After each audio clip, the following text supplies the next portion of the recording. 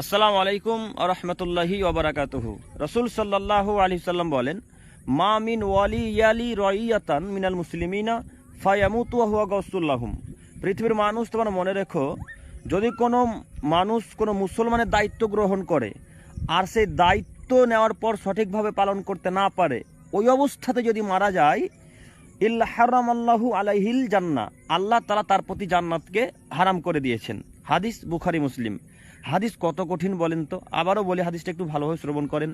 আল্লাহ নবী বলছেন, যদি কোনো মুসলমানের কেউ দায়িত্ব গ্রহণ করে কোনো মানুষ, আর সেই দায়িত্ব যদি সঠিকভাবে পালন করতে না পারে, ওই অবস্থাতে যদি মারা যায়, খিয়ানতকারী অবস্থাতে, অর্থাৎ মনে করেন কারো টাকা আত্মসাৎ করেছে, কারো জমি জায়গা আত্মসাৎ করেছে, যাই হোক, দায়িত্ব যদি সঠিকভাবে পালন না করে, সঠিকভাবে না দায়িত্ব পালন করে, তো আল্লাহ তাআলা তার প্রতি জান্নাতকে হারাম করে দিয়েছেন। বুখারী মুসলিমের হাদিস।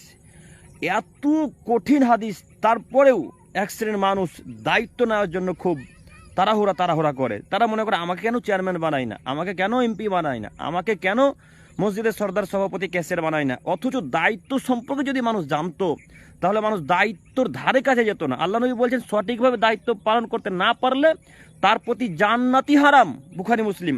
অথচ দেখেন, অধিকাংশ মানুষ দায়িত্ব নেওয়ার জন্য লাখ লাখ কোটি কোটি টাকা ব্যয় করে, অথচ তার দায়িত্ব সঠিকভাবে পালন করে না। মসজিদের টাকা হারিয়ে যায়, মাদ্রাসা